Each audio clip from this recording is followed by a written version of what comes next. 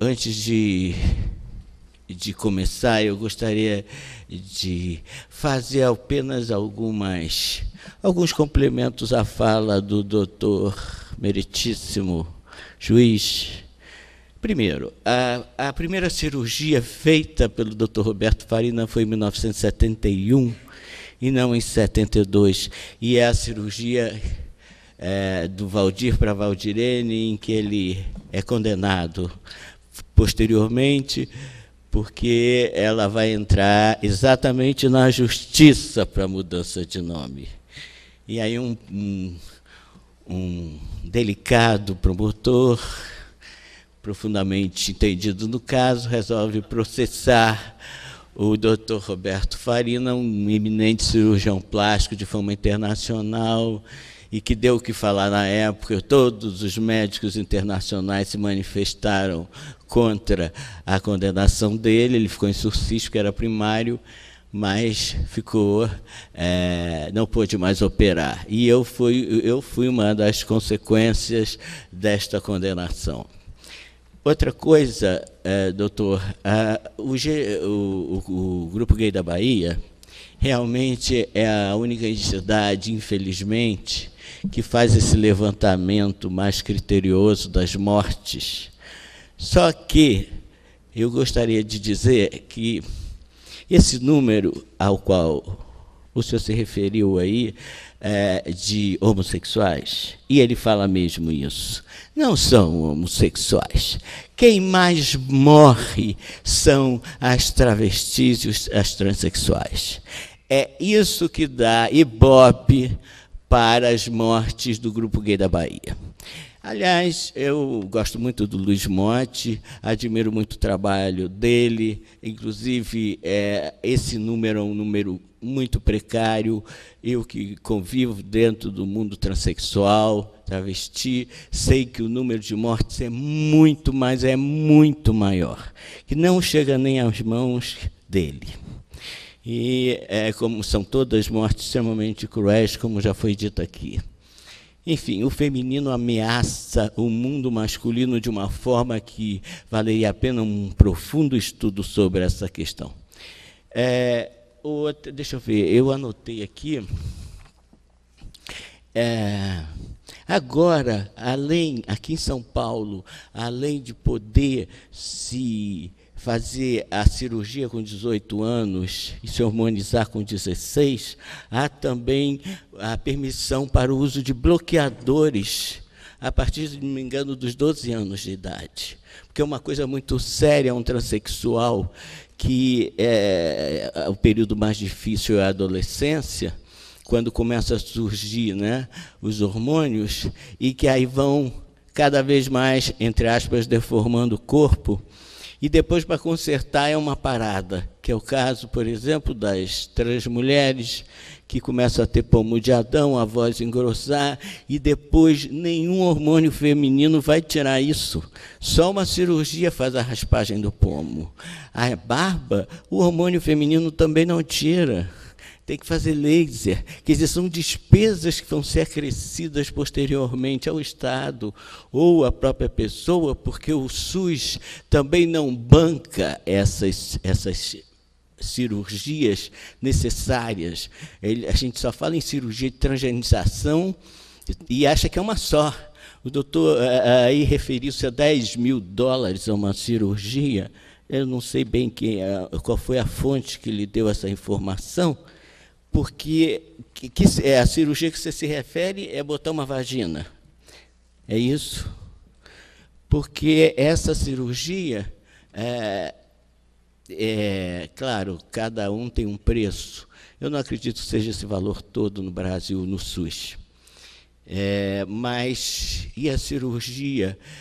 Isso é complicado. Por exemplo, no caso dos transhomens, né, que se refere à minha história, a cirurgia transgenitalização praticamente não é feita no Brasil. Até porque a faloplastia, ou seja, a feitura do falos, é considerada experimental até hoje. Só para homens transexuais.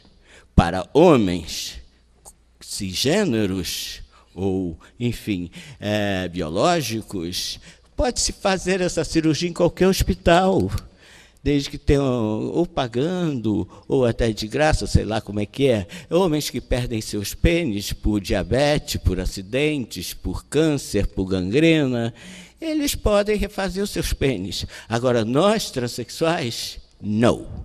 Para fazermos um pênis, teríamos que ter tudo que já foi dito aqui pela doutora Berenice, um laudo de 2 anos, psiquiatras, psicólogos, assistentes sociais. Nosso corpo é um tabu. Antes de eu continuar, quem é que já conhece a minha história? Não conhece, não conhece. Quem não conhece, levanta a mão. Caramba, vocês não veem televisão, meninos? Olha só, agora, quando foi? Dia 8, quarta-feira, passou tabu na televisão, vai ter repeteco. Vai ter repeteco domingo. Estava lá eu e a Berenice, a nova temporada do Tabu, tem no De Frente para a Gabi, tem no Jô Soares, mas enfim. Eu vou ser obrigado, mais uma vez, desculpem quem já ouviu, a falar brevemente da minha história, que eu sei que eu sou um fake, né? Um fake, né? Que pronuncia em inglês, assim bonitinho, fake, né? Enfim, é isso que é que nem aquelas mulheres barbadas, né? Que no final do século XIX, até a década de 30, existia, né? Os circos dos monstros, né? Os anões, os deformados, os monstros, né? Que dava muito dinheiro. Então, eu ainda sou visto assim como um monstro. Os transexuais são, como já foi dito aqui, abjetos, não sujeitos, pré-sujeitos, ou monstros mesmo, como se referia a Butler. E é normal, eu sou um anormal. Acho ótimo, porque eu também não quero ficar sendo um normal dentro dessa sociedade machista, patriarcal, heterossexista. Eu sou um transhomem feminista e feminino também, dentro do que se concebe dessa noção inventada de feminino. A Joana e o João são... eu sou a mesma pessoa. Aliás, como eu sempre gosto de dizer, graças a Joana, eu me tornei o João, né? Por trás de um grande homem, há em mim uma grande mulher.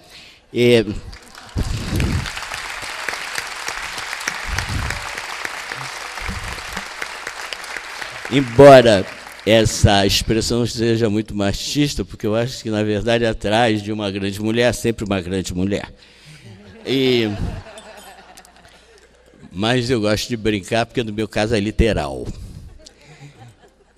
Bom, eu vou fazer um pequeníssimo resumo, porque senão não vai dar tempo. Eu tenho 63 anos, portanto, muita história para contar.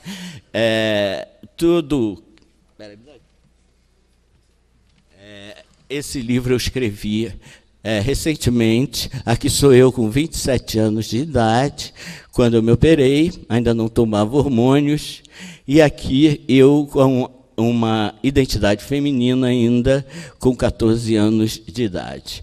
Eu nasci numa família pequeno-burguesa, tenho 3 irmãs, minha mãe é professora, meu pai é aviador, tive a oportunidade de estudar, e me formei em psicologia, dei aula em 3 universidades no Rio de Janeiro, e tive consultório também, atendia clientes, fiz curso de especialização na época, se chamava sexologia, tenho horror dessa palavra, sexólogo, mas era como se denominava hoje estudos de gênero e sexualidade.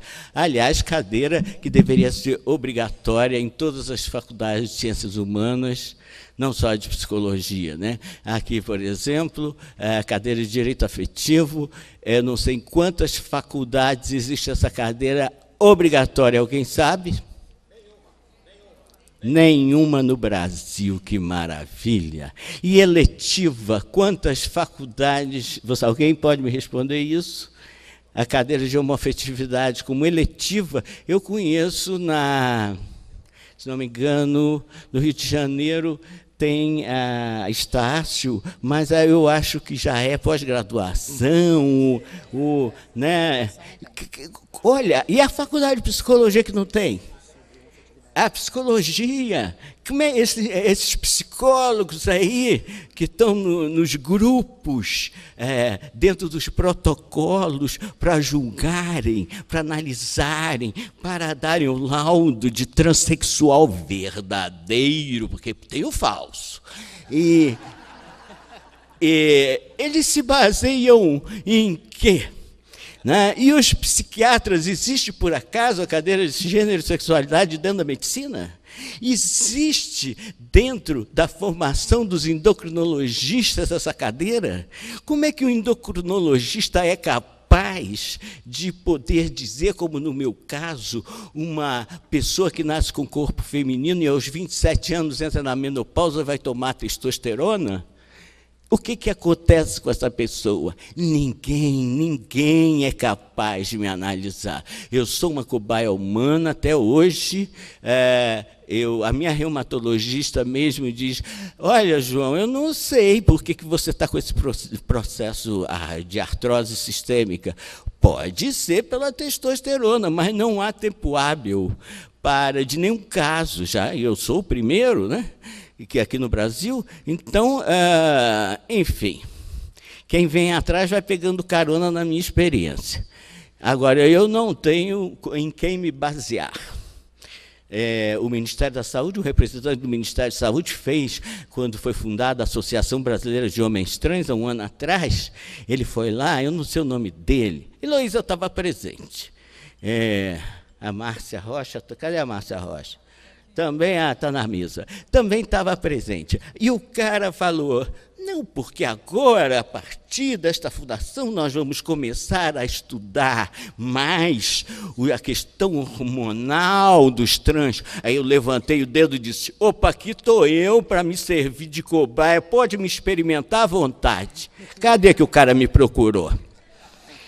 Que quer melhor material do que eu? Nunca mais olhou, nem me viu, nem me procurou o telefone, acho que até esqueceu o meu nome. Mas, enfim, eu aí, claro, sofri transfobia, né? Eu não sofri homofobia. Eu gosto muito de fazer essa diferenciação, porque é uma mistura no mundo LGTB. Evidentemente que essa sigla não engloba, nem teria como englobar todos os desejos, todas as sexualidades que existem na humanidade, né?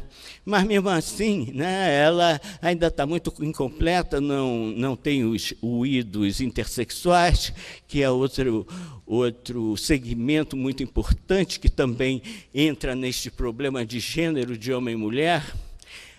Também os queer, né, que são aqueles que não querem ser homem nem mulheres. Por que a gente tem que se definir? Né? Enfim, há várias modalidades.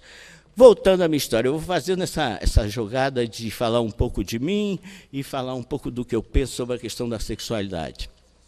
Eu sempre me senti um menino, desde 4 anos, 3 anos de idade, que eu me entendo por gente. Não saí da caixinha, né? Apesar, o médico naquela época não tinha ultrassonografia, graças a Deus, não disse para minha mãe que ia ser uma menina. Mas, mesmo assim, depois que eu nasci, por ter nascido com uma vagina, com um corpo, entre aspas, normal, não era um caso intersexo, embora eu tenha 3 irmãs também, né? Eu não escapei de ser criado como uma menina. Né? Me botaram vestido, lacinho de fita, até os 2 anos, depois eu comecei a chiar. Mas, enfim, tinha que ir de sainha para a escola. Eu era obrigado a viver no mundo feminino sem me sentir uma menina. Era um menino dentro de um mundo feminino. Isso me deu uma riqueza também, né?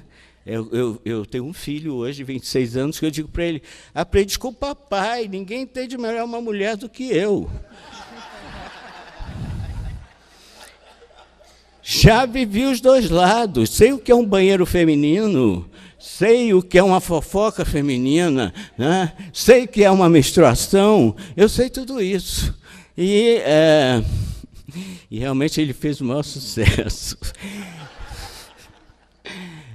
Meu filho, mas essa é outra etapa da minha história. Vamos voltar aqui.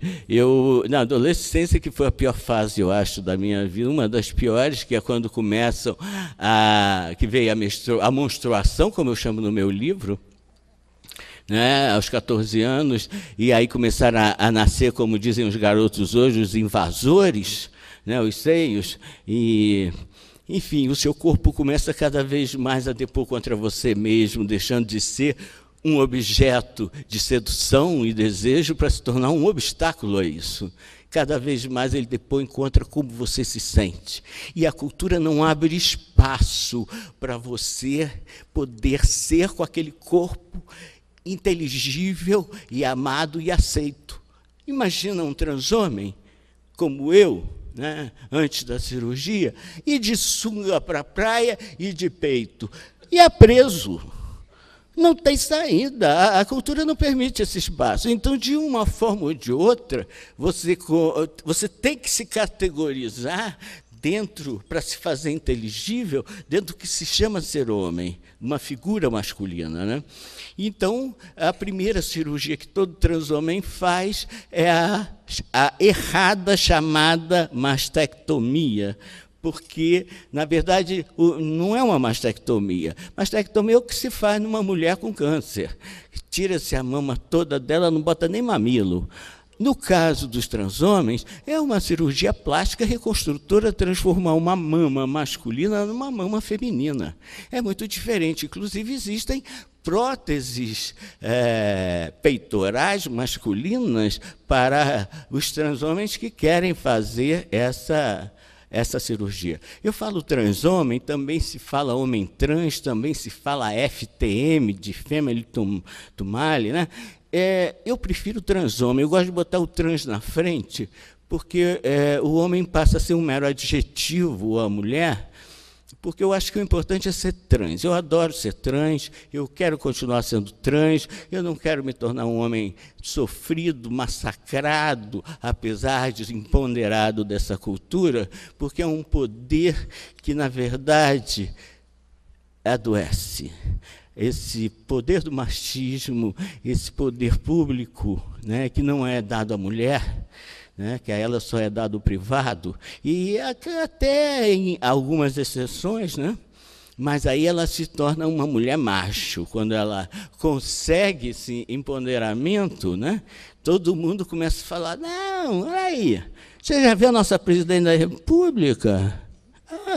Ela é uma mulher, com certeza, mas, né, ela apresenta todas as características do chamado mundo masculino. Ela tem o poder, ela tem a competição, ela tem a capacidade de decisão. Não só ela, todas as mulheres que exercem cargos, né, de liderança, mas são pouquíssimas ainda. E eu acho mesmo, eu tenho cada vez mais clareza, eu voltei a estudar sexualidade, muitas coisas aconteceram nesses 30 anos, e todo o estudo de gênero, que começa cada vez mais a partir da década de 90, do movimento feminista, a tomar um peso muito grande, né, o movimento também homossexual, enfim... E eu tenho cada vez mais clareza que é o machismo o grande responsável por todas essas mortes, tanto quanto a responsável pela homofobia, responsável pela misoginia, responsável pela violência contra a mulher. E essa é a minha bandeira de luta. Eu não sou um ativista, um militante, como quiserem chamar, só do movimento LGTB. Eu defendo as chamadas ditas minorias, né? Sejam elas negras, operárias, qualquer discriminação que não dignifique o ser humano. Tanto que esse meu livro é um livro que pode ser lido por qualquer pessoa, não precisa ser transexual, é um livro em que eu me desnudo completamente, e abordo várias questões, não só sobre a minha sexualidade, como eu faço realmente um livro para ser refletido. E depois da publicação dele, minha vida mudou.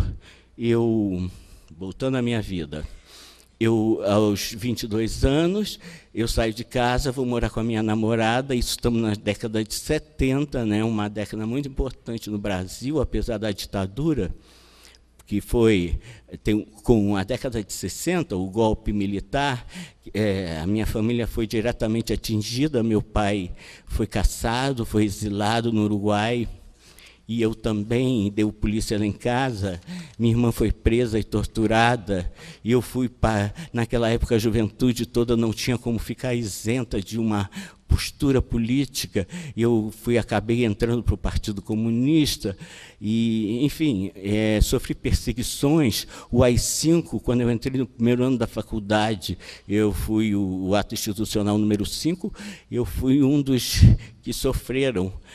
Felizmente, o Modesto da Silveira, aliás, está no agradecimento dos meus livros, um grande advogado, me defendeu gratuitamente, e eu consegui ser um dos alunos que foram inocentados e consegui cursar minha faculdade. A penalidade seria a expulsão da faculdade e ficar 5 anos sem estudar.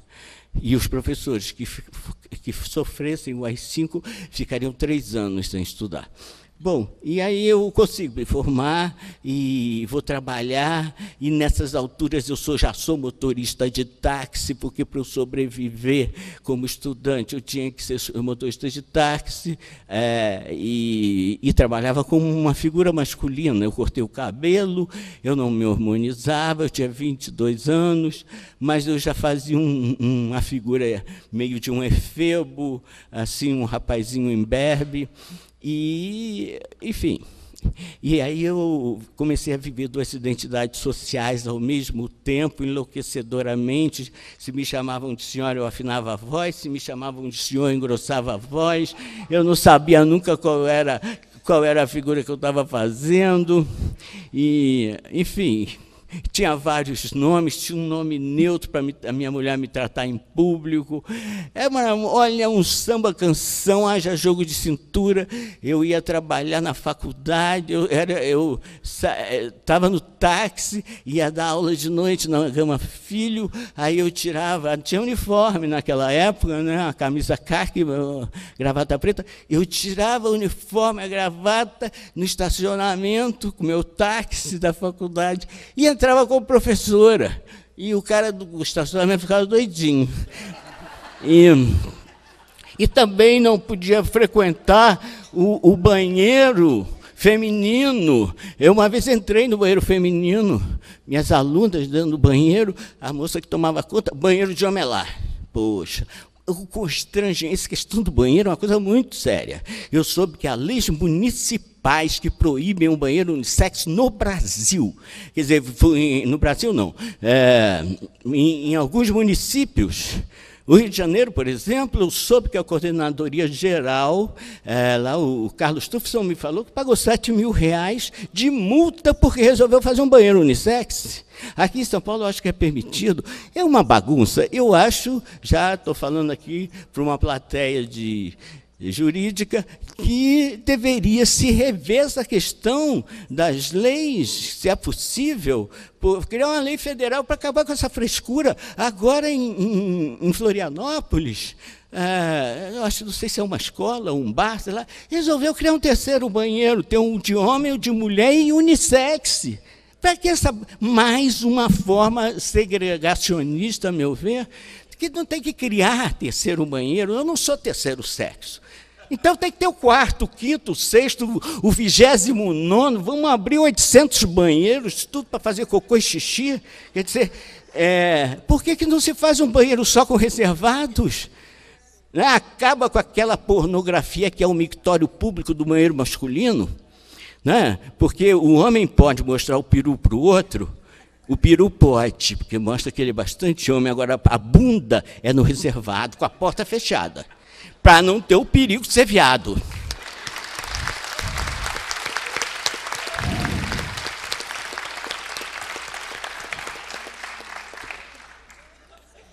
Eu estou fazendo samba do crioulo doido, mas eu vim mesmo para confundir, eu não vim para explicar nada.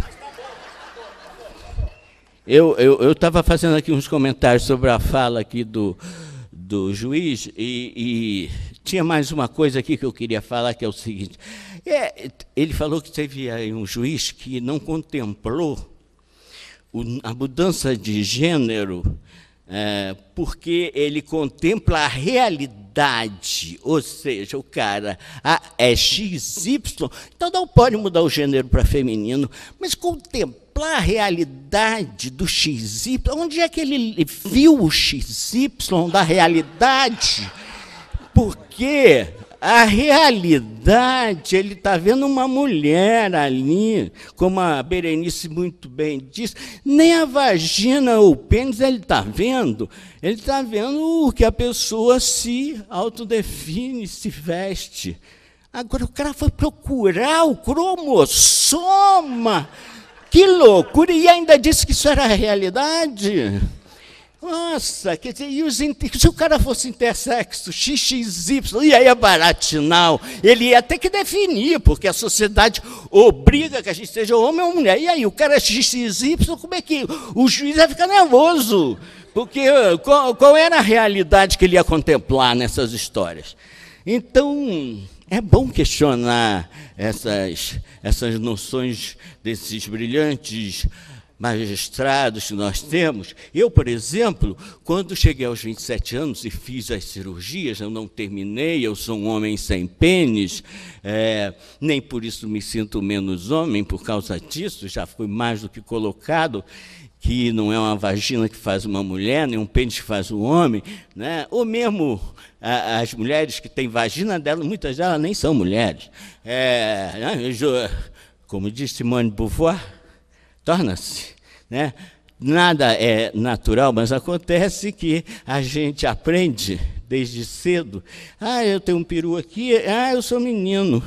E aí, o que quer dizer isso? Ele vai ter que aprender o que é ser menino. E conforme a cultura que ele nasça e o tempo que ele viva, né, a época, ele vai aprender formas diferentes de ser menino. E eu, apesar da minha época e do meu tempo dizer que menina era X, eu resolvi ser outra coisa.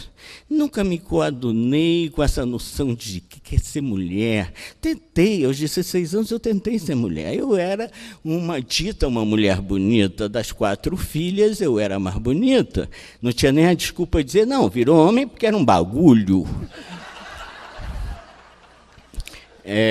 Mas então...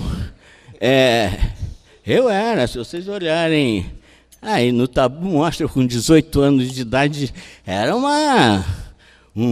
eu sabia que eu me sentia um ser do gênero masculino, mas devido à transfobia, esse é um grande sofrimento do transexual. A relação com o corpo dele é uma coisa muito particular, porque cada trans, em função, como eu disse, do lugar que vive, da forma que é educado, enfim. E claro que a cultura, né, judaico-cristã de 2000 anos tem um peso decisório heterossexista em qualquer lugar. Mas tem pais mais abertos, tem escolas mais abertas, né? Agora a filha do Brad Pitt só quer se vestir de menino, com 6 anos de idade, os 4. Né? Então cabe aos pais ter a compreensão de aceitar o gênero da criança. Né? A sogra está puta, a mãe do Brad Pitt já falou, você está louca de deixar a menina se vestir como menino? A criança não pode opinar, a criança não sabe quem é, a criança não tem direitos. Né? E é fogo esse negócio de criança não ter direito. Isso é uma coisa também, acho que tinha que ser revista melhor. Então, eu fui obrigado a viver no mundo feminino. E aí, passei a viver nos 2 mundos por minha conta, e depois dos 27 anos da cirurgia não dava mais.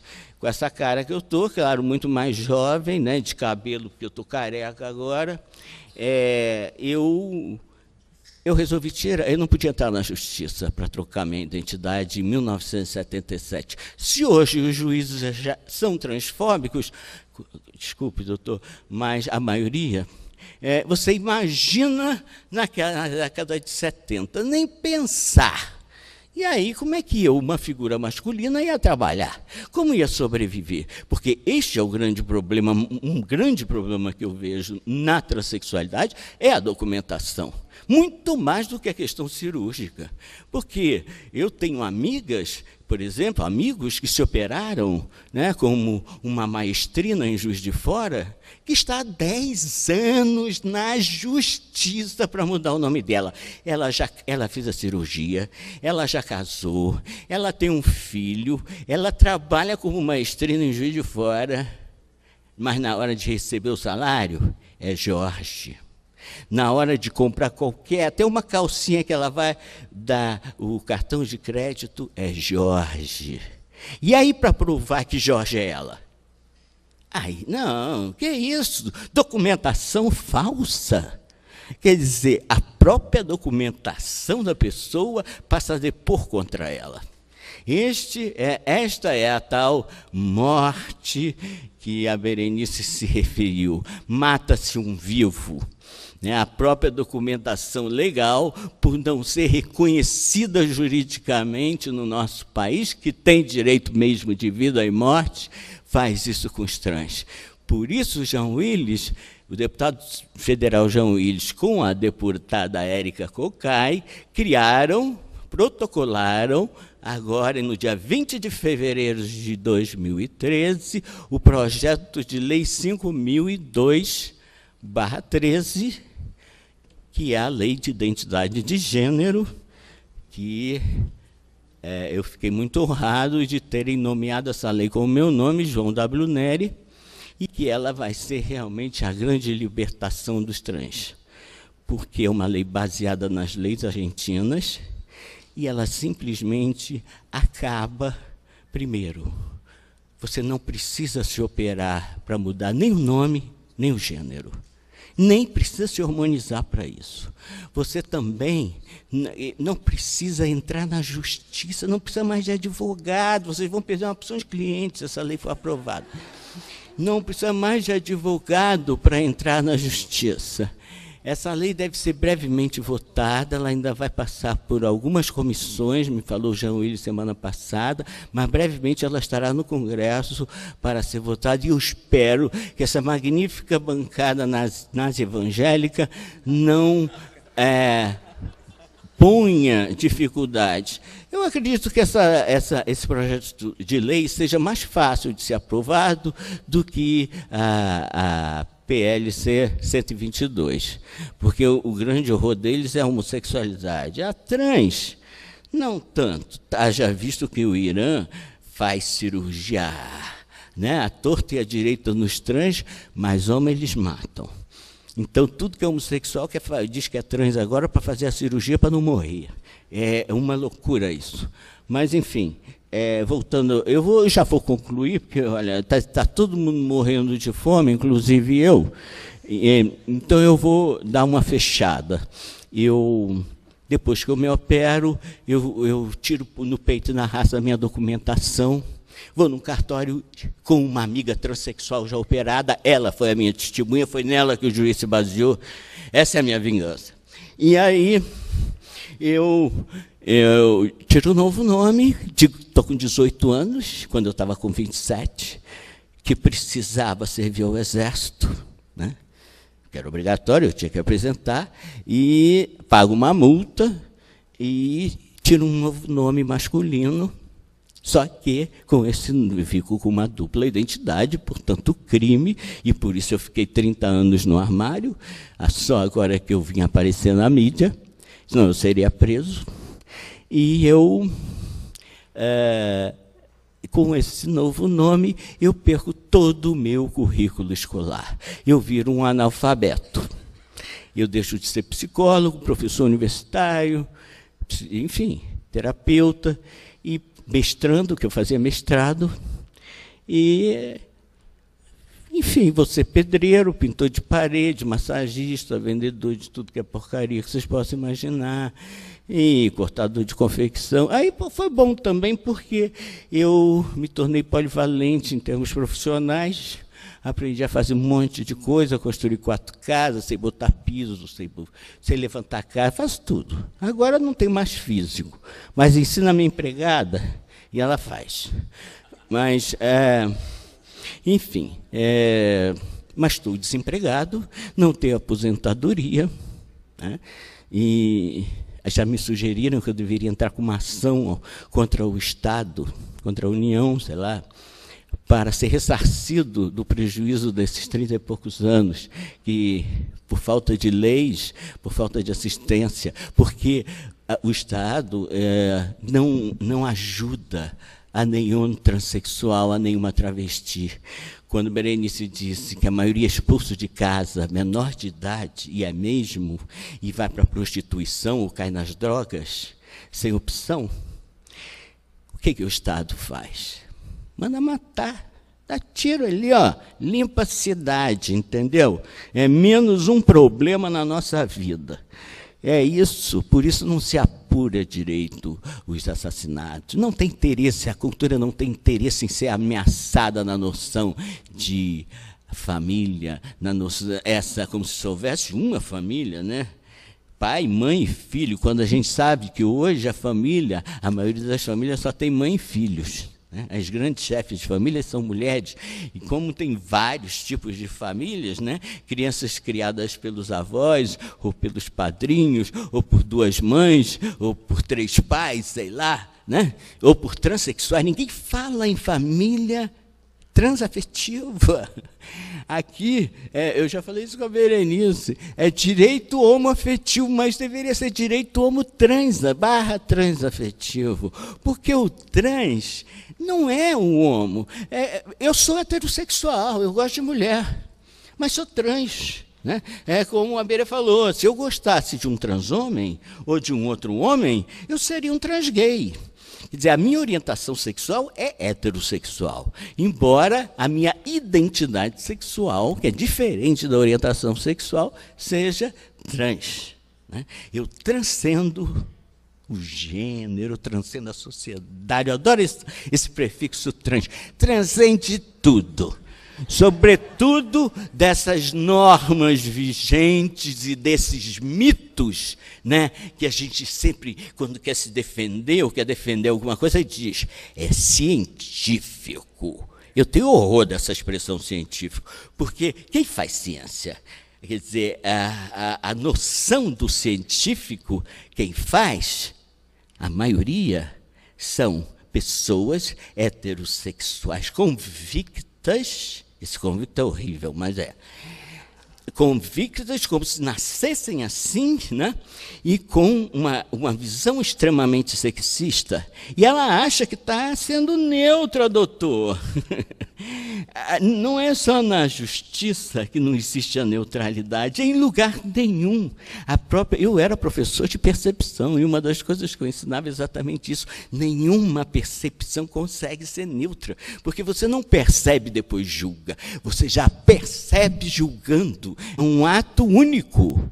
Então, a percepção é uma totalidade de contextos, de valores, né? A soma ultrapassa, a Gestalt, né? A percepção não é a soma de elementos, é muito mais que isso, transcende isso. Então, não há como você olhar para uma pessoa e olhar depois de um tempo dizer, é bonita, é feia, é gorda, é magra. Não, você já percebe com esses valores. Né? É uma mulher, ou é uma mulher negra, ou é um travesti, ou, enfim, e aí já tem uma conotação de valor. Então, a ciência ela é feita com pré-dados, dados pelos próprios valores de quem a faz. Então, isso é importante a gente ter essa noção, e graças a Deus, embora eu não acredite em Deus, mas é outro vício de linguagem, né? Graças a Deus, a linguagem é uma coisa muito importante na nossa cultura, porque ela não só descreve, ela forma. Isso que a Berê falou, é um menino, uma menina, né? É mais do que descrever um sexo, é performatizar uma pessoa, um ser que ainda nem veio ao mundo. Aliás, eu dei uma palestra no CRT aqui de São Paulo, que é o ambulatório de transexuais e travestis, e uma psicóloga estava me contando um caso que achei ótimo. Ela estava com um neném, enfim, um neném. E aí perguntaram assim, é macho? Aí ela respondeu, só vamos saber quando crescer.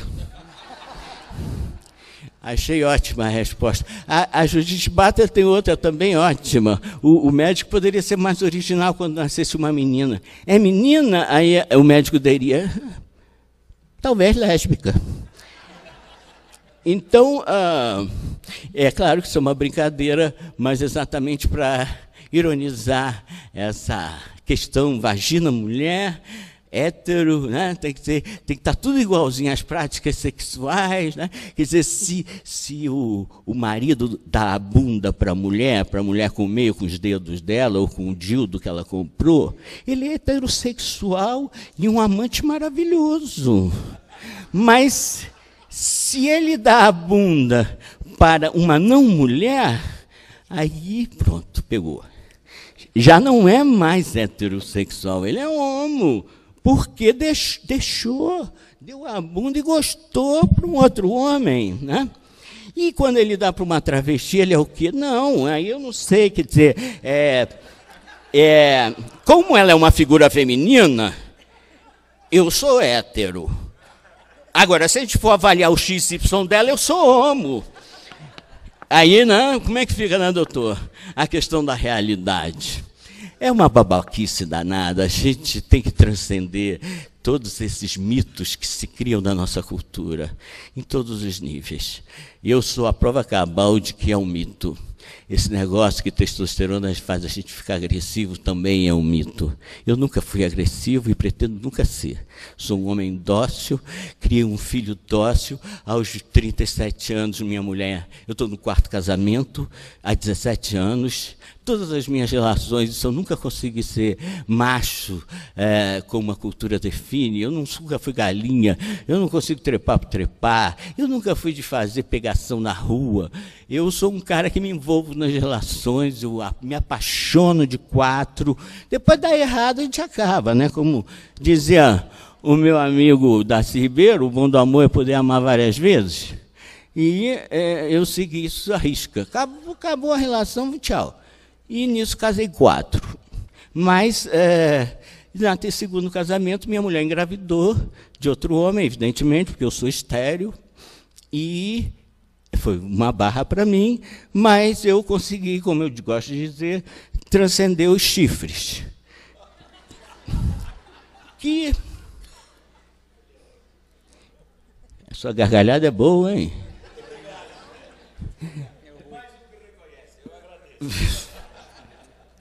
Mas, enfim, porque tem um homem que transcende chifre. Não pode. Se é macho, não pode transcender esse chifre de mulher. Que é isso? Nunca é a honra.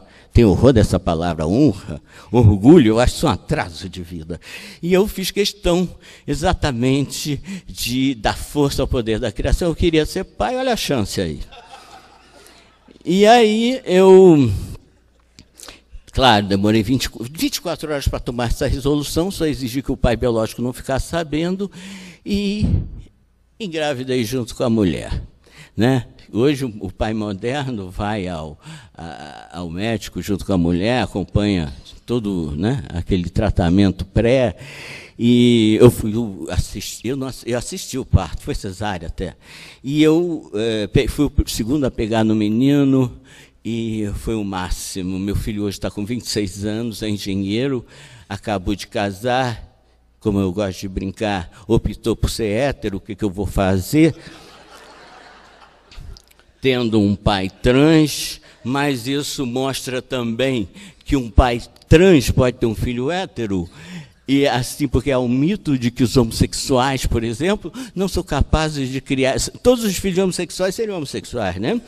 E esquecendo que os homossexuais são filhos de hétero. Então, isso também é outro mito, né? A gente não determina a sexualidade dos filhos, isso, de preferência, nem tente. E agora, além da generificação que a cultura tem cada vez maior de diferenciar o homem da mulher, porque se fatura muito dinheiro com isso. Há um grande interesse político, econômico, em cada vez fazer essa diferenciação maior, né? As mulheres agora são de Vênus, os homens são de Marte, e eu não sei que planeta sou, e fico, talvez, da Terra. E agora vocês já viram que até a comida é generificada? O Kinder Ovo agora tem rosa e azul. Quer dizer, né, cuidado dos garotos que comerem Kinder Ovo rosa, podem virar gays. Muito sério isso, muito sério, né? Enfim, eu não suporto mais ver televisão, porque tudo que é propaganda, eu já vejo com outros olhos. Todas as propagandas de automóvel, só quem compra é homem, vocês sabiam?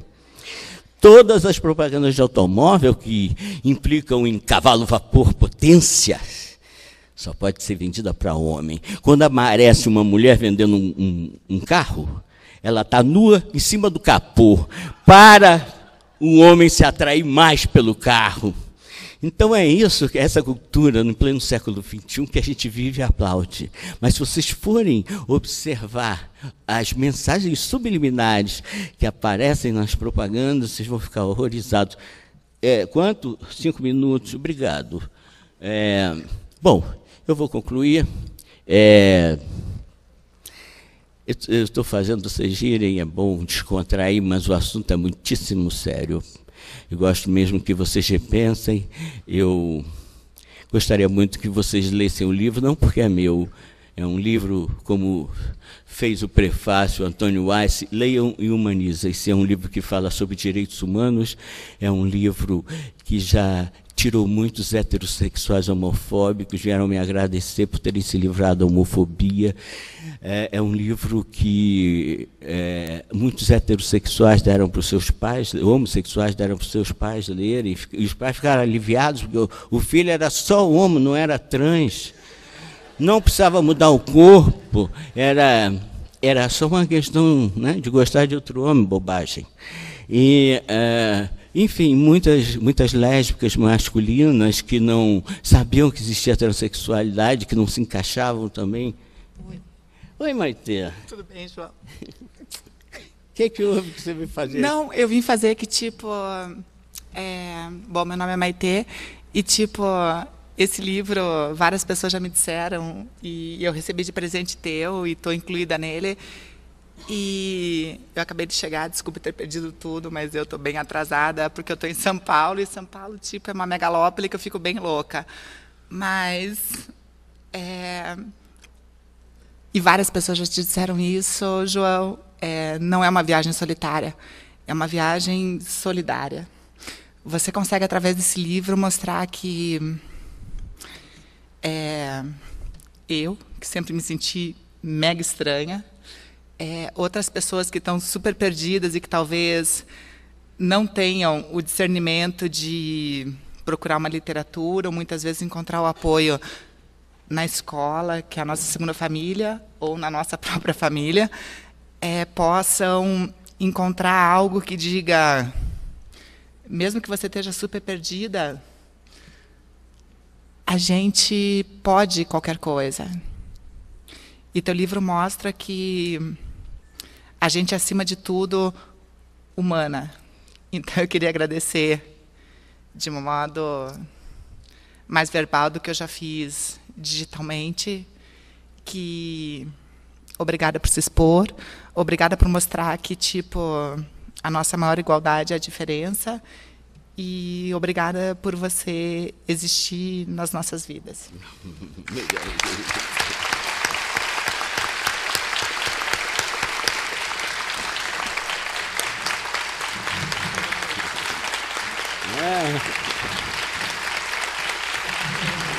Que bom, querida.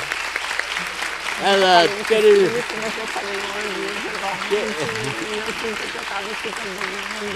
Querem tirar uma foto com você e eu. Olha para lá.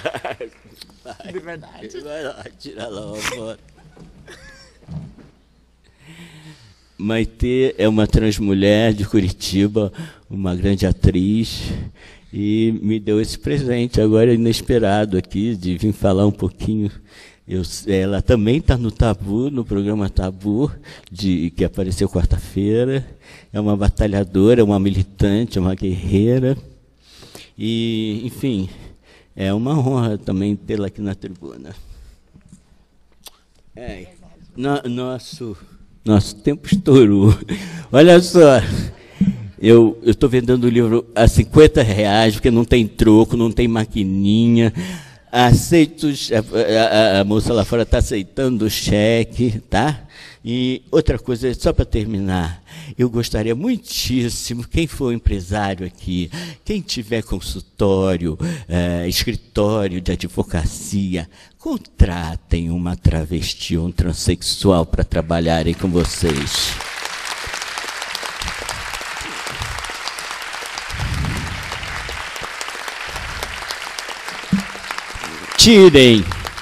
Tirem uma profissional do sexo da rua, né? Se ela quiser também, porque algumas querem, mas outras não. Mas, enfim, deem trabalho para os transexuais, né? A Márcia, que está ali na mesa, ela está num trabalho, exatamente, ela, mais um transhomem, algumas pessoas, estamos criando um site para arranjar trabalho para homens. Ela, como empresária, ela já emprega travestis e transexuais, dando um belíssimo exemplo, né, para exatamente tornar essas pessoas cidadãs, porque elas pagam impostos, elas têm direito à vida. E como viver sem trabalhar? É complicado. Muito obrigado a todos.